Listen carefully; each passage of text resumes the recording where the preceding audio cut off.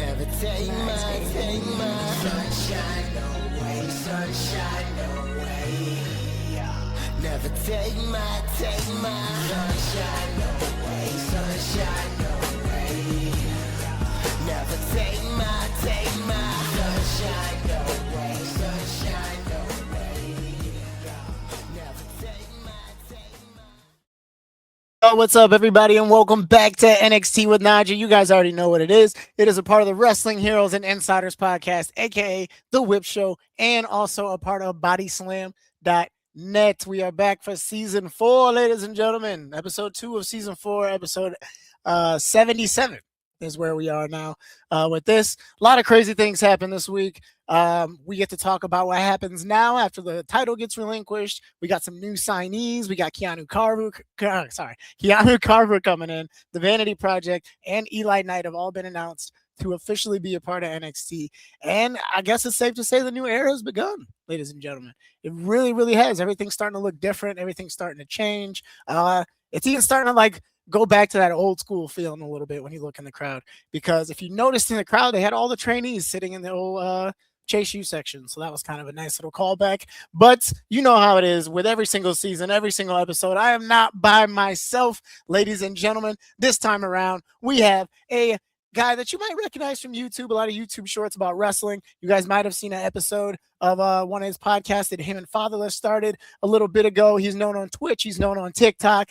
If you know wrestling and you love it, you've seen this guy's face before. So, ladies and gentlemen, make some noise for Mr. John Reyes. What is going on? Oh my God, I'm so good. But hearing 70 some episodes, man, look, I just got to say, because obviously you were running the show here from Orlando, and since your move, you haven't even skipped a beat. It's seriously awesome. Consistency in any creator space is something that it's just hard to come by. But bro, I mean, we haven't gotten too much of a chance to kind of touch base on this stuff, but I'm telling you, man, we'll talk more about this. Your passion, bro, for NXT, pro wrestling in general, but NXT, the way you highlight it, it's addictive, bro. I love it. And I'm seriously, I'm thankful to be a part of it. It's seriously, thank you. I'm happy that you're here too, man. I met you through Fatherless actually in Orlando a couple times, and then we just got to chat every once in a blue moon about wrestling. But I'm very grateful that you're here, and I'm happy that you like what I'm trying to create here for these great NXT people, man. It's been a blast so far, but 77 episodes is crazy. I'd have never thought. No joke, man. But yeah, man, how you feeling? How you feeling the new year so far? How's it going for you? It's going good, man. It's funny you touched on that a second with just the whole new era thing. I don't know if it was New Year's Evil itself or maybe a little bit before that. I felt just kind of a big shift within pro wrestling coming. And just, bro, on a personal note, man, every year around the new year, it's so sappy. It's so whatever, because everybody's talking about, I feel, a shift and whatever coming. But, it's almost a beautiful thing too. Because as a society, we structure our lives that way. A new year, it's a new season, it's a new start. And stuff just in every avenue of life feels fresh. And I don't know. I don't know. The new year vibe is kind of still with me on a personal note. And watching that whole episode of NXT last night, New Year's Evil itself as well, it's just cool, man. It feels like a reset button is hit on every level, and I really appreciate it. So man. And just people have to trust the process, I think is what it is, because I know change is kind of scary for a lot of people, especially with pro wrestling. We got used to NXT being powerhouse after powerhouse after powerhouse, and now some of those people are gone. So we kind of gotta adapt to the changing winds here. I mean, seriously, bro, when you talked about just kind of that old era feel coming back. And it's funny because bro, I mean, I remember one of the first NXT episodes I ever saw was actually in person when they were here at Full Sail. Just you're talking, God, I don't even know the year. It's got to be 2015 or something like that. Maybe even a little before. But anyway, man, I don't know. Just before every kind of fresh feeling, there's kind of I don't want to say a lull, but there's just kind of the calm before the storm type thing. And I feel that, and I like it a lot, and trust in the process. It's so funny, man. I feel like you're one of the wrestling fans, the type of people I could talk to forever about the parallels between wrestling fandom, and then life itself. Yep. Bro, trust the process, bro. Trust the process has got to be the phrase of the year. Something bigger is coming here, and people just have to believe that it's going to happen. But speaking of jumping right into the show here, that's what we're going to do. We're going to start off with talking about this situation we find ourselves in here with the men's NXT championship. Now, normally I don't like to talk about the promos too much, but this is like an important thing. This is the championship here for NXT. So Ava comes out and basically announced that there is going to be a 6-man ladder match to determine who the new NXT champion is going to be, and there will be, I believe, 6 matches to qualify. I think they've only really announced 2 of them. I thought I had the posters kind of prompted up here for them, but I do know that Shiloh Hill, Miles Bourne, Eli Knight is involved with it as well, and I can't think of the 4th person that they announced for a match. But this is interesting. A 6-man ladder match. We haven't had a ladder match since Stand and Deliver, I don't think, and that was the Women's American Championship. So this should be interesting. Obviously, Ricky Saints is at the front of this whole idea, this whole entire thing, because he's been chasing the title ever since he lost it, and now he doesn't get to win it back from Oba. He thinks it's just like guaranteed to him, but that's not how things work. But John, who do you think right now is favorited for you? I want to say for me, Miles Bourne is probably at the top of my list. Now, favored to win this ladder match to actually take that title. Well, it's interesting, man. Side of it, you can just pick one out of whoever you want. You know, I know this is kind of a curveball, but there was one kind of backstage segment from last night that it just really kind of struck me, and it was with Ethan Page. And I know he's holding the North American Championship, but she said he's not in it though. Well, right, as of right now, like that's currently the case. But there was something about the way that interaction lingered, right? And the North American title being like what his whole identity is. I think something's coming with him maybe being willing to part ways with that to get a shot at the actual NXT title. Because he's going against Elio next week, the French dude. Right, exactly. So, and I mean, he's getting a title shot. Elio's getting a title shot. So, who knows? Like maybe. Whatever. I don't want to speculate too much in terms of who's actually, because even the qualifiers, right? So Miles Bourne is trying to get a qualifying match, right? He's got one lined up for next week. So in terms of the prospects, I mean, as of right now, I would say Ricky Saints is going to have another run with it this time as just kind of a sour, no good piece of garbage that he is. Yeah. But man, no, he'd be my overall pick right now, unless Ethan Page ends up in that title picture, and then I swear to you, and I'm getting chills thinking about it, dude, Ethan Page and Ricky. Oh, I need it, man. I need more. We all need it. We all need it. But we'll see. We'll see what happens here in the next couple of weeks as these qualifiers all get announced. I think they said in February is when the match will actually happen. So we got about 2 to 3 more weeks of qualifying matches. I'm assuming it's going to be 2 every week because we have 2 next week, and then 2 the following week, and then 2 the last week of January. Kind of makes sense. So here we go. We're going to go right into match number 1 now. This was a grudge match, ladies and gentlemen. You got Lola Vice versus Kalani Jordan. This one is hard to pick if you were to just guess because they're both really good. They both had really good years. Lola has been kind of on the back burner, I feel like, for most of 2025. Like, she was involved with the championship picture a couple times, but she then just kind of disappeared and went on her little vacations and took her time off, which was well-deserved because she had a great 2024. But Kalani, super heel run. A lot of fun in this match. Great chemistry because they've worked together as a tag team before. They've gone against each other one-on-one before. So it's really easy for them to make a great match. And it was a great way to start off the show. Kalani tries to cheat with a roll up and holding the ropes, doesn't end up working out, and then she gets her ass knocked the hell out by Lola. And shout out to Kalani for selling that so good. But Lola picks up the win here. I think it's very clear now that Lola's here to stay on NXT. I know there was rumors of her going up to the main roster, but at the end of the match, she looks in the camera and she tells Izzy she's coming for her. So how do you feel about Lola going after the secondary title instead of being in like the main picture?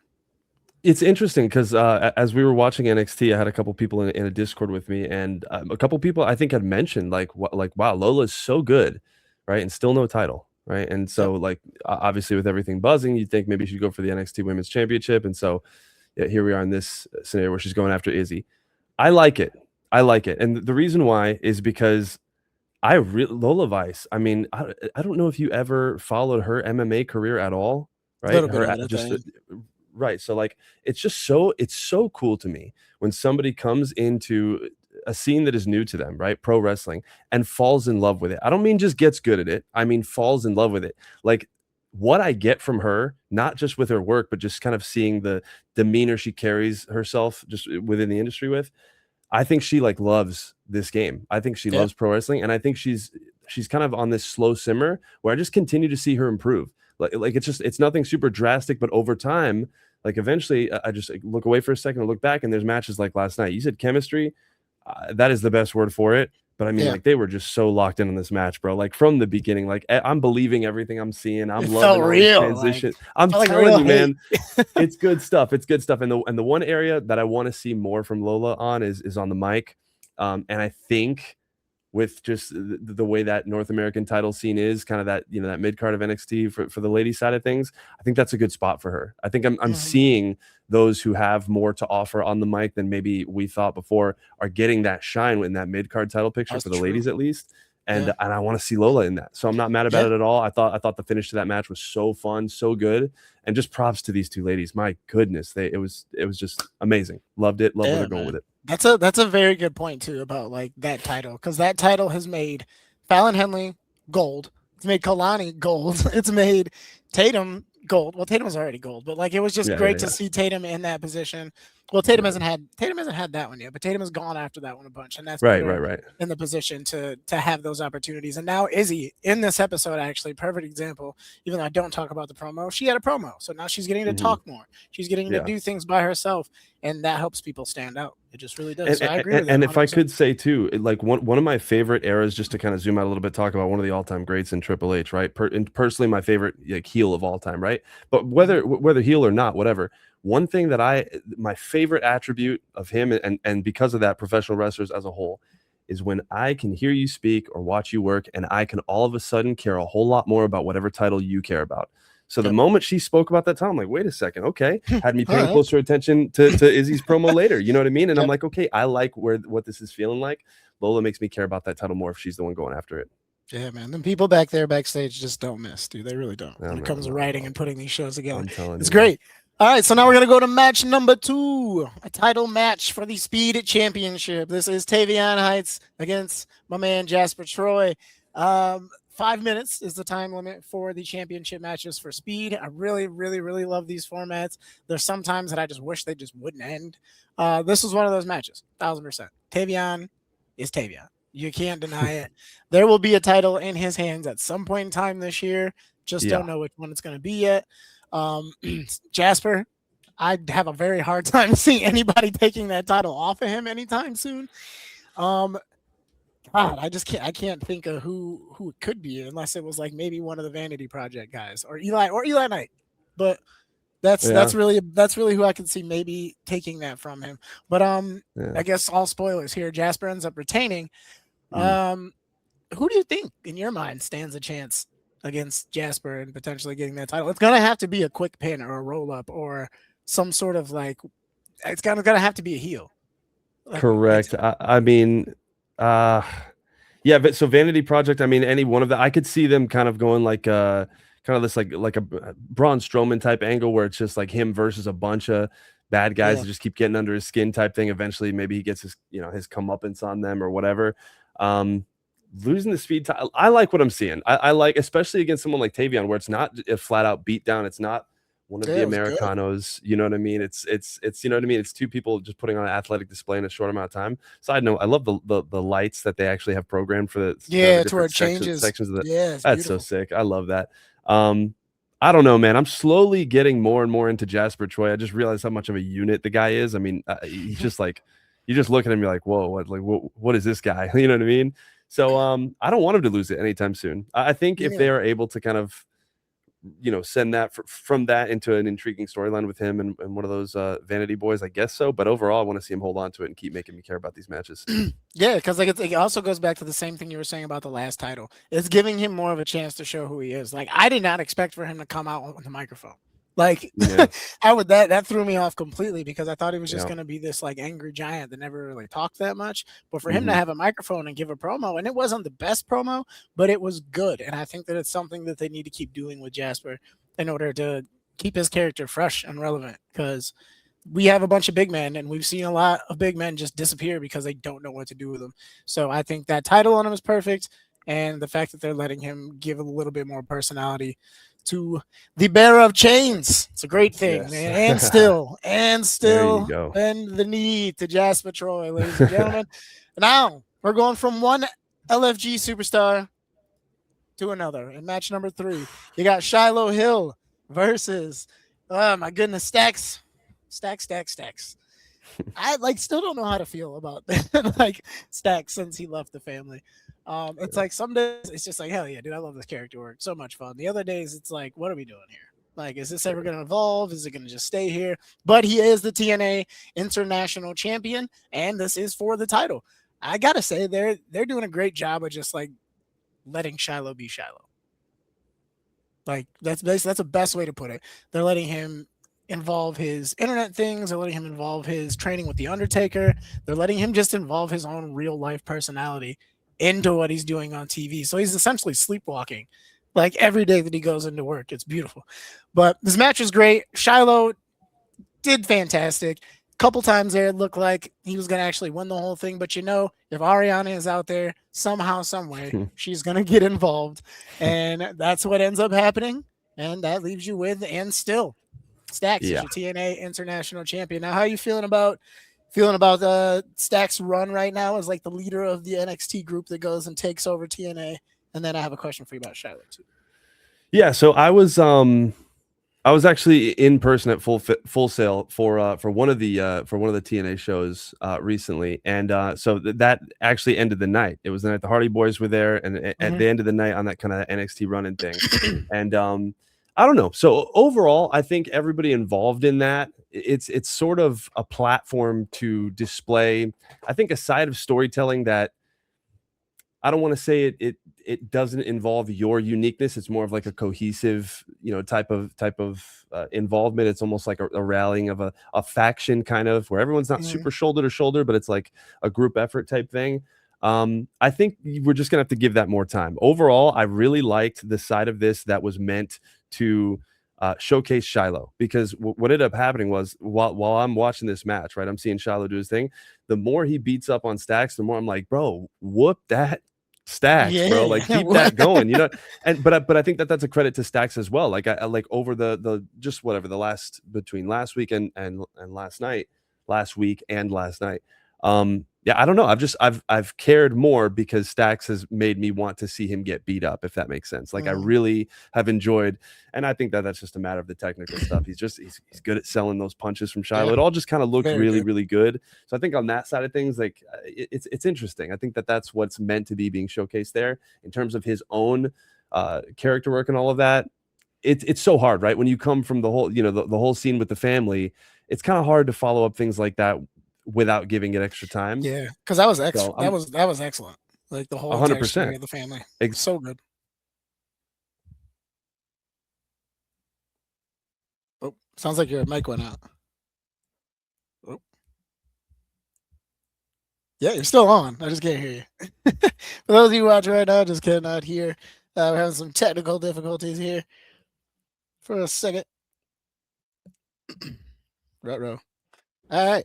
Well, check. Am I back? There you go. And he's back. All right. Okay. There we go. All right. What I was saying was just that TNA title on him, and any TNA title, I think, on NXT stars for the most part, I think does a favor for both the NXT star and the TNA title. TNA is such a good product, and I just think it needs more eyes on it. And I think putting the title on someone like Stacks, that's how you kind of do that.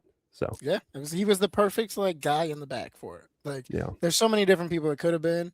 But for somebody who's been there for as long as he has and put as much work as he did, especially with the family, like you said, well deserved, well earned, and and still.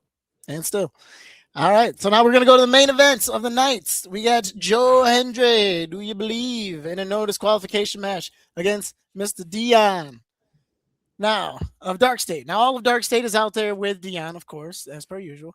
And then you have OTM joining Joe Hendry, which is extremely random, but it serves a purpose because OTM is the tag team champions, and myself included, along with the whole entire internet community, believe that it's OTM's turn at those tag team titles. So placing them there with Joe makes a lot of sense. This match was good. I thought it could have been a little bit better, a little bit more no disqualification-y. I would have liked that a little bit more, especially with these two guys. Yeah. I'm still waiting for Joe to make me a believer. And I was really hoping it was going to be this match, but with the way that it ended, it left me with more questions than answers or belief. So Tony D out of nowhere just inserts himself in this match, takes out Dion. So I'm like, oh shoot, why is he helping out Joe? And then he takes out Joe. And Yeah. then he drags Joe and puts him on top of Dion. So now Joe wins. And then he just kind of stands there and just looks at him. And I'm confused. Like that's Yeah. the best way to put it. Like I almost expected to see Tony during the opening segment about the championship. Right. And then Right. now for him to kind of jump in here and do this, I'm so puzzled and I think I love it that I have no idea what's going on. Yeah, I think I was gonna say something along those lines too, because there's been a couple moments where I've tried to sit down and piece it together. We finished with last week, title in the middle of the ring. When lights come up, who's there? Tony D, staring Yeah. right at it. So you figure that's his ultimate goal. Another nice touch to the whole night was that title hanging above the ring for every Yep. match, regardless of what the match was for. That title feels like the most important thing on planet Earth, right? So then you get you have the main event scene here, and then there he is, interfering, helping up Hendry, and then knocking Hendry down, but still Hendry gets the pin. It's weird, man. Yeah, It's very, weird. very. But the thing that I like about it is I can't make sense of who's with who or who wants who to do what or why. But one thing I feel like is true is that every singles star wants the NXT championship. Everybody. I mean, bro, like how good of a job did they do? I'm telling you, man, it gave me chills, bro. That title feels so important right now. And I think the confusion as to what alliances are where is a part of that important Yeah, feeling, if that makes sense. like this moment right here Oh, bro, it's come so on, man. crazy. Like title And just sitting in the ring, it was perfect. Bro, in the recap of last week, transitions into the title still sitting there last night. It's beautiful, man. I mean, this is storytelling at its finest, man. It's so good, and you can't do anything but just take your hat off and give a good old round of applause to the people back there in Orlando. Because good lord, y'all are working your asses off in that PC. Oh, this is fantastic. Going into Stand and Deliver, I'm almost more excited for what's going to happen going into Stand and Deliver than what's getting ready to happen going into WrestleMania, because it's just that much mystery for NXT. It's that much mystery right now. But that's gonna wrap it up for the recap portion of the episode. A lot of crazy stuff happening, a lot of interesting things. Looks like the Izzy and Tatum situation isn't quite over yet either. So maybe we'll see if something comes out of that next week. Yeah, so this is the part of the show. You know, I do it every single season where I ask my guests 3 questions. First question will be the same as it was last week and for the rest of the season, because I'm just curious as to what what the answer is for my guest. So the first question is, what specifically keeps you locked into wrestling? Is it the storytelling? Is it the athleticism? Is it the drama? I guess is also part of it as well. Is also part of the storytelling. But what is it that you think really keeps you locked into professional wrestling? Because it's really hard to be a temporary wrestling fan. It's hard to be a temporary wrestling fan. I could be wrong about this, but from my view, similar to things like Star Wars, I think of like just things like kind of like Pokemon, right? Pro wrestling reminds me of those in the sense that hard to be a temporary fan, hard to be a new fan of it as well. Now, I know plenty of people that have gotten into pro wrestling recently, right? But for the most part, right? The people I talk to about pro wrestling in life in general are folks that have been fans since they were young. There's kind of that connection to your childhood that when you it doesn't matter how much pro wrestling changes in the modern day, there are still going to be ties to those feelings because of the nature of what it is. 1, 2, 3. Oh my God, he won. Oh my God, he lost. Who screwed him over? What story are we being told here? So, what a good question. What keeps me locked into pro wrestling?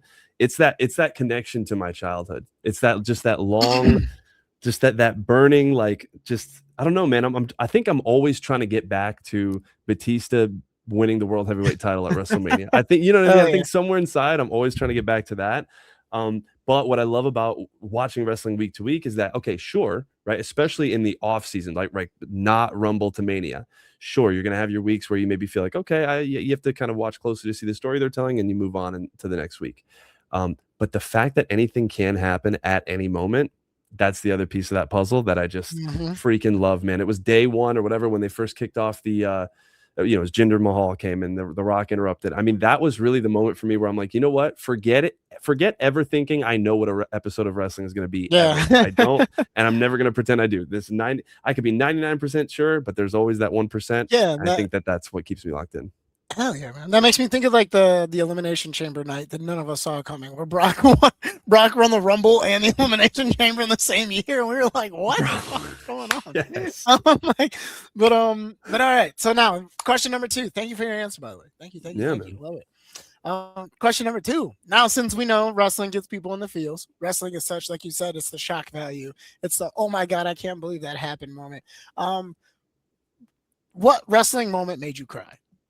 Because I know I've had a few. I've had a great amount. I've had happy tears. I've had sad tears. I've had like, why did this happen tears? Like more of that was when I was a kid. But nowadays it's more of like I'm so proud of this person. Um, I'll set the stage this way. All right. I just turned 30 recently, Mm-hmm. right? So Happy belated.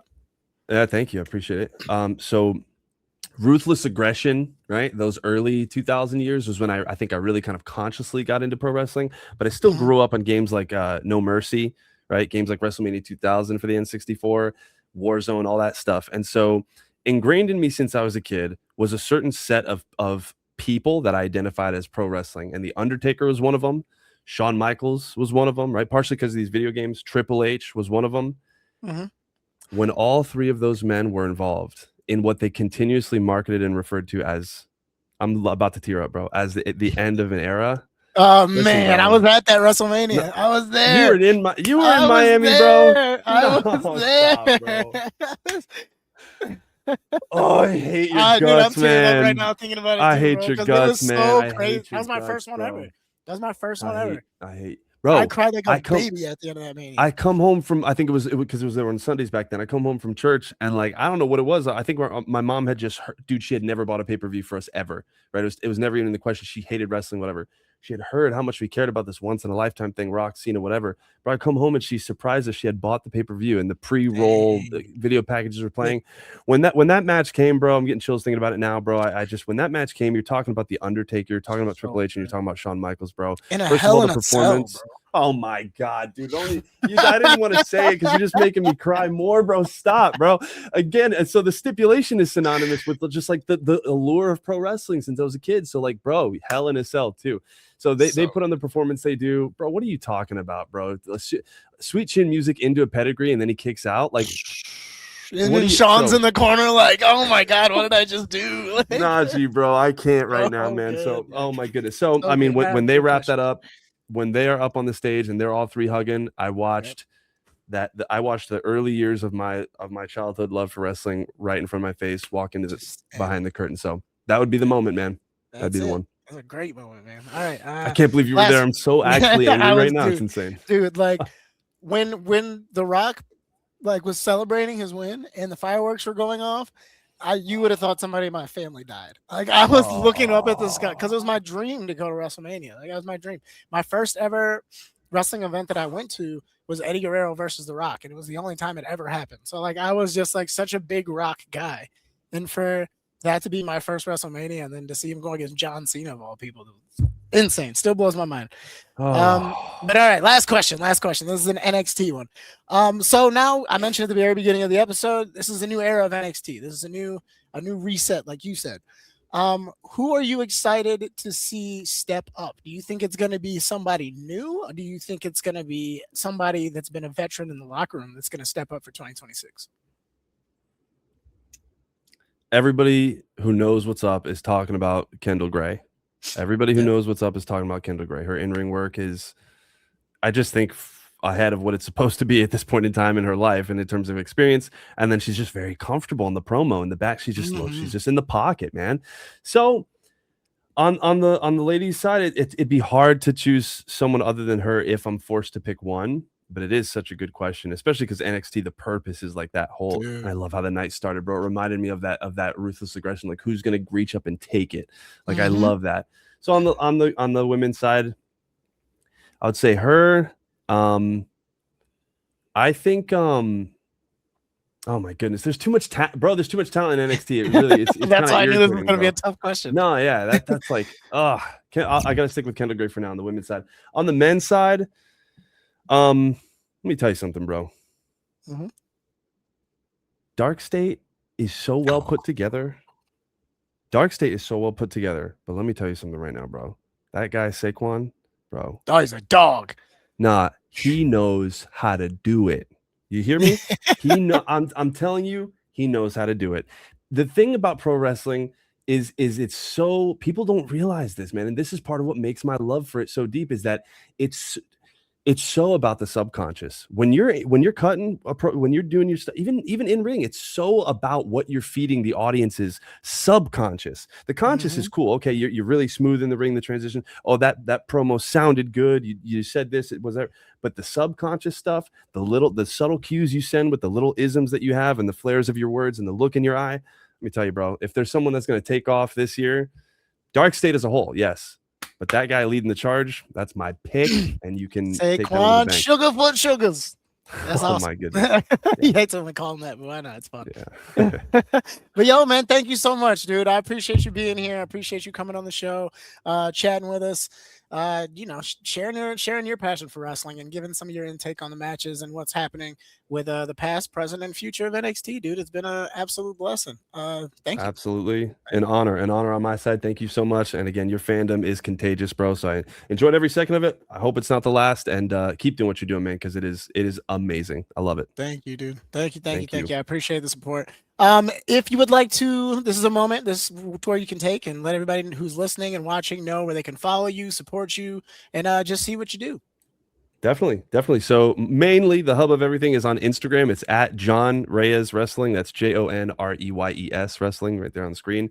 And on my Instagram, there's a link tree. You can see the rest of my stuff. The YouTube link, even Twitter's on there, Twitch, all that fun stuff. So really Instagram at John Reyes Wrestling. That's where the bulk of my content goes anyway. Thank you, man. Well, thank you again for being here, ladies and gentlemen. That is it for Mr. John. We'll see you later. All right, y'all. Thank you for my guest, John, for popping up. You guys know what it is. We will be back next week with episode 78. As per usual, we are a part of the Wrestling Heroes and Insiders podcast, aka The Whip Show, and also a part of bodyslam.net. This has been season 4, episode 77. What a time, man. Who knows what's getting ready to happen? We got 2 qualifying matches next week for the ladder match. A lot of different things going down, man. I'm super excited to see what happens. Thank you guys for being here. It's been real. Till next week. Oh, thank you. Oh, thank you. Thank you.